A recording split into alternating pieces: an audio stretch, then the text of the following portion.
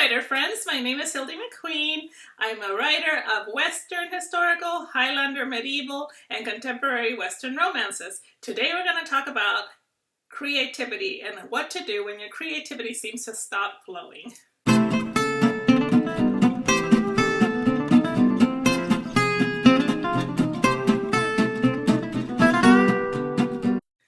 Okay, so let's start. We're going to talk today about what to do when your creativity stops flowing. You know, I don't really believe that there is such a thing as writer's block.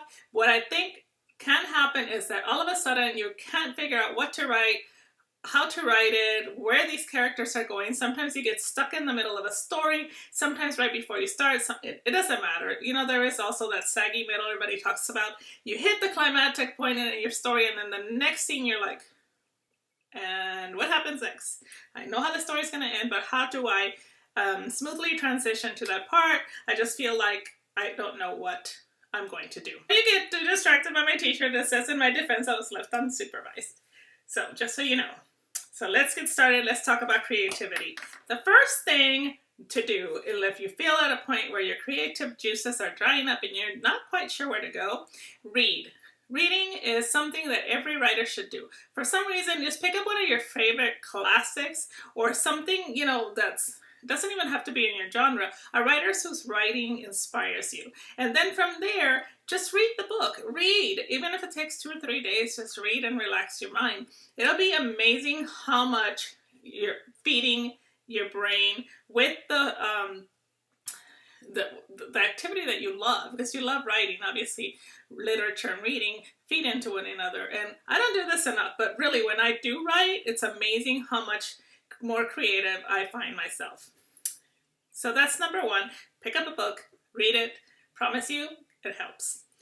Number two, if you enjoy outdoors, I really suggest doing something outdoors.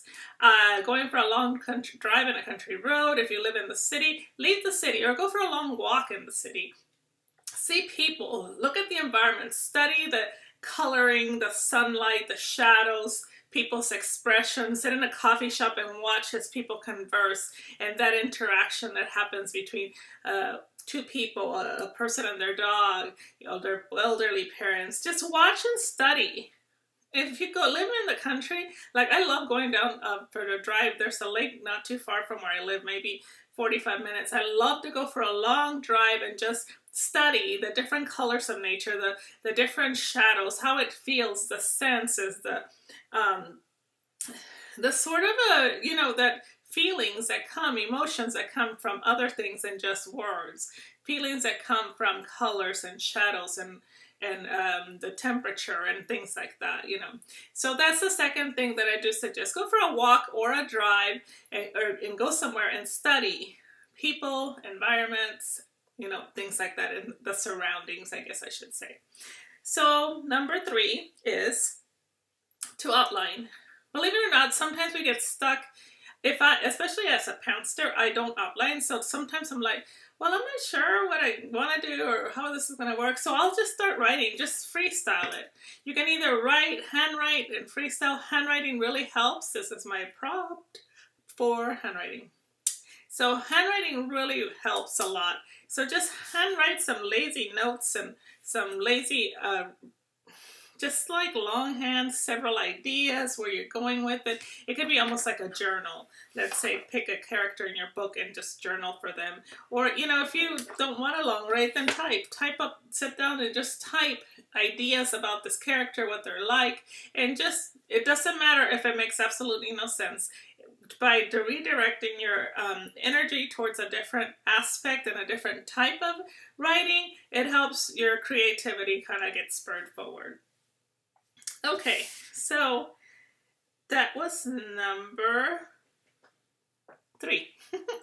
Number four is to watch movies. I write Western historicals, and every once in a while, I don't watch Western movies that often, but every once in a while I'll go get on the Hallmark channel because sometimes they'll show old Westerns, and I'm just like, oh, okay, it kind of gives me an idea. Even though it's not my favorite kind of movie, it's amazing how that will give me ideas. Now sometimes, because like I said, you're feeding another creative portion of your brain, you can watch your favorite movies. Watch them again. I love romantic comedy, so watch Sleepless in Seattle or One of those, and it gets your creativity just rolling. I hear dogs. I hear dogs. But movies will get your creativity flowing, so that might be one other thing that you will want to try. Sagas, movies that evoke a lot of emotion from you are really good ones to watch, because it'll bring out that emotional side of you that might help you get in touch better with your characters and their emotions. Last but not least, and just as effective as all the other ones,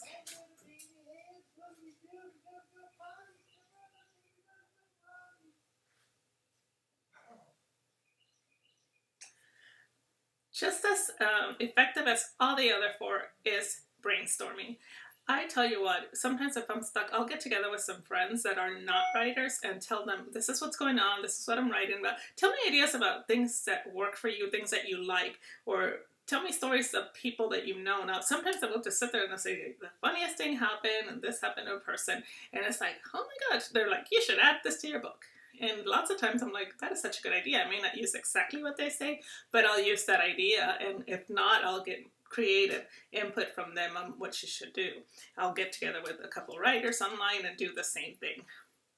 So, I hope that this is helpful. Remember, the 5: read, drive or go for a walk, outline or freestyle type, watch a couple movies, and last but not least, brainstorm with friends or other writers. I hope this helps you, and please let me know if you have other ideas that get your creativity going.